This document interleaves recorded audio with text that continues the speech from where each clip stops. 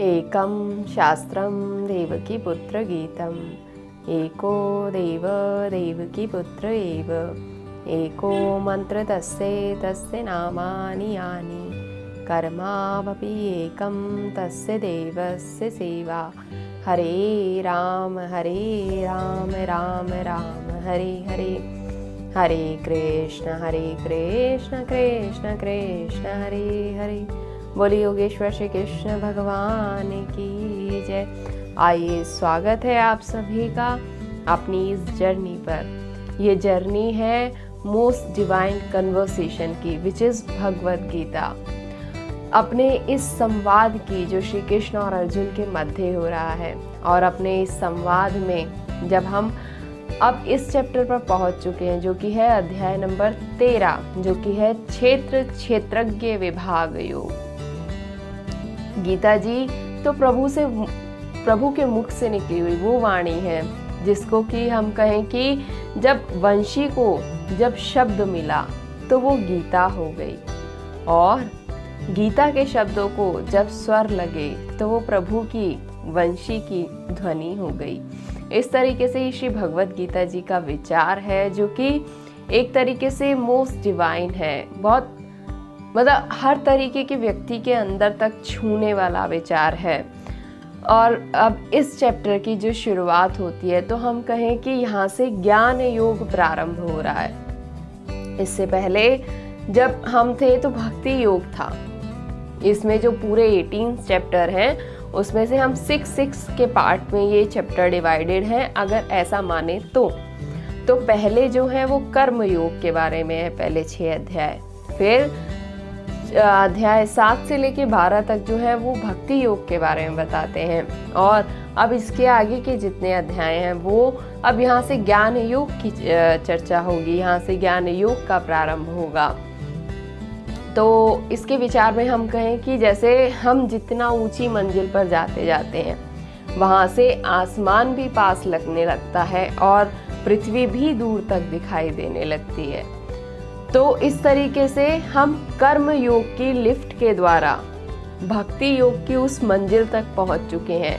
अब जहां से आसमान की ऊंचाई और पृथ्वी की जितनी भी दूर तक हम देख सकते हैं, उतनी सहजता से देख सकते हैं, और आसमान भी जितना है वो अब पास लगने लगता है। तो वो ज्ञान योग है, जब हम आसमान को पास देखने लग जाते हैं, और उस भक्ति योग की मंजिल पर चढ़कर हम कर्म योग को दूर तक देख सकते हैं, उसकी सहजता का, उसकी सूक्ष्मता का अनुभव कर सकते हैं कि वो किस तरीके की है।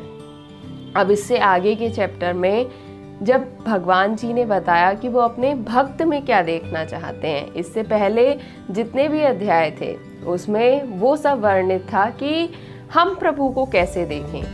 अब भगवान ने इस चैप्टर में बताया कि प्रभु जो है वो अपने भक्त में क्या देखना चाहते हैं। वो 33 गुण जो प्रभु अपने भक्त में देखना चाहते हैं वो उन्होंने बताए। जैसे हमारे पास प्रभु के किसी भी रूप को चुनने की हमारे पास स्वतंत्रता है, ऐसे ही अब इसमें प्रभु ने हमारे लिए अनेक गुणों की चर्चा की है, जिससे भगवान की भक्त के प्रति जो सहज स्नेह है वो स्थापित हो सके। क्योंकि जब दोनों तरफ से एक्सपेक्टेशंस 0 हो जाएंगी तो संबंध सहज हो जाएगा, और दोनों एक दूसरे की जानेंगे कि वो एक दूसरे में क्या देखना चाहते हैं, तो एक दूसरे की तरफ और कोई एक्सपेक्टेशंस रहेंगी ही नहीं। लेकिन इसमें जो मेन इम्पॉर्टेंट बात है वो है इम्प्लीकेशंस की। Implication is most important. जो भी हम कुछ सीख रहे हैं, जो भी हम कुछ जान रहे हैं, उसका इम्प्लीकेशन अपनी लाइफ में, दैट इज मोस्ट इम्पॉर्टेंट। ऐसे जैसे हम देखें कि ऐसे कार चलाना सबको आता है, लेकिन कभी कभी कार का एक्सीडेंट हो जाता है। एक अच्छे से अच्छे चालक द्वारा भी कार का एक्सीडेंट हो जाता है। ऐसा क्यों होता है? क्योंकि जब वो रोड को फ्री देखता है और अपने इम्प्लीकेशंस को भूल जाता है, तब उस कार का एक्सीडेंट हो जाता है। तो इसीलिए कि इम्प्लीकेशंस जो हैं वो मोस्ट इम्पॉर्टेंट है, कि जिससे कि हमें अपनी इम्प्लीकेशंस याद रहेंगी तो हम अपने मार्ग से कभी हटेंगे नहीं। इसलिए इम्प्लीकेशन इज मोस्ट इम्पॉर्टेंट। अब इसमें हम देखें तो इस अध्याय में जहाँ से शुरुआत होती है, वैसे देखें तो इस अध्याय में 34 श्लोक हैं, लेकिन कहीं कहीं टीकाओं में इसमें 35 श्लोक भी आते हैं। तो अगर हम इस चैप्टर में 35 श्लोक माने तो पूरे गीता जी में 701 श्लोक हो जाएंगे। और अगर इस चैप्टर के, जो कि गीता प्रेस गोरखपुर की तरफ से भी प्रकाशित है, उसमें 34 ही श्लोक हैं, उसके हिसाब से पूरी गीता जी में 700 श्लोक हैं। तो जो इस पूरे अध्याय में वर्णित है उसमें डिस्क्रिमिनेशन की बात की है। जब हम डिस्क्रिमिनेशन को जान जाएंगे, प्रकृति पुरुष, क्षेत्र क्षेत्रज्ञ, ज्ञान और ज्ञेय, इनके बीच में क्या सूक्ष्म अंतर है, तो जब हम उस तरीके की डिस्क्रिमिनेशन को जान पाएंगे, तो जब डिस्क्रिमिनेशन को जानने की सहजता हमारे अंदर आ जाएगी, उससे ही हम जान सकते हैं, उससे ही ज्ञान योग का प्राकट्य होता है। और तब हम कह सकते हैं कि क्या कहाँ है और क्या सत्य है। इसीलिए हम कहें कि सभी जरूरी है, कर्म योग भी जरूरी है, भक्ति योग भी जरूरी है और ज्ञान योग भी जरूरी है। इस पूरे अध्याय में जो हम कहें कि डिस्क्रिमिनेशन की बात की है, तो डिस्क्रिमिनेशन किसके बीच में? ये डिस्क्रिमिनेशन मैटर और स्पिरिट, ये स्पिरिचुअल वर्ल्ड और ट्रांसेंडेंशियल वर्ल्ड, इसके बीच में डिफरेंस जो है, और इसको सहज शब्दों में कहें तो एक प्रकृति और पुरुष के बीच में जो अंतर है उसको सहजता के साथ वर्णित किया गया है। तो जब इसमें प्रकृति और पुरुष के बीच में हमें भेद आ जाएगा, उसमें हम डिस्टिंक्शन कर पाएंगे, जो इसमें डिस्टिंक्शन है वो बताया गया है, तो हमें इसकी ज़रूरत क्या है ये हम जान पाएंगे कि प्रकृति और पुरुष में भेद क्यों बताया गया है। क्योंकि अगर हमें पता होगा कि इन दोनों में भेद क्या है, तो जब हम उन दोनों के बीच का भेद जान जाएंगे तो हम दोनों में अंतर कर पाएंगे कि हमारे लिए क्या आवश्यक है, विच इज बेस्ट, इस तरीके का। तो हर व्यक्ति जो है अपने जीवन में फुलफिलमेंट चाहता है, और वो उस जो फुलफिलमेंट है उसकी उपेक्षा करता है केवल मैटर के साथ। मैटर का मतलब बॉडी, माइंड, इंटेलेक्ट, इन तीनों को जो शुरू से सुन रहा है वो इन सब के बारे में, इन तीनों को सहजता के साथ समझ सकता है।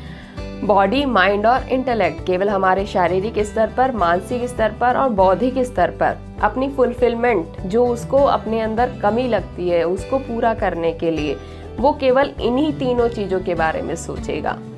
लेकिन इसके अलावा जो दूसरी चीज़ है विच इज स्पिरिट, वो उसकी फुलफिलमेंट के बारे में सोचेगा ही नहीं। जबकि जो स्पिरिट है, जैसा कि महान लोगों द्वारा वर्णित भी है और सभी ने कभी ना कभी ऐसा सुना ही होगा कि जो ये शरीर है वो शरीर नहीं आत्मा है, आप शरीर नहीं आत्मा है, इस तरीके का। तो जो हमारी आत्मा है वो स्पिरिट है। तो हमें अपनी फुलफिलमेंट अगर चाहिए तो हमें अपने स्पिरिट की फुलफिलमेंट मोर इम्पॉर्टेंट होगी, जितना कि हम अगर शारीरिक स्तर पर सोचें, मानसिक स्तर पर सोचें या बौद्धिक स्तर पर सोचें, उससे बेटर फुलफिलमेंट क्या होगी कि जब हम अपने आध्यात्मिक पटल पर सोचें, उसको फुलफिलमेंट करने की। जब तक हमें ये डिस्टिंक्शन पता ही नहीं होगी अपने मैटर और स्पिरिट के बीच में, तो जब तक हम उस फुलफिलमेंट को पूरा करने की कोशिश करेंगे तो वो केवल उसी स्तर पर होगा कि हम अपने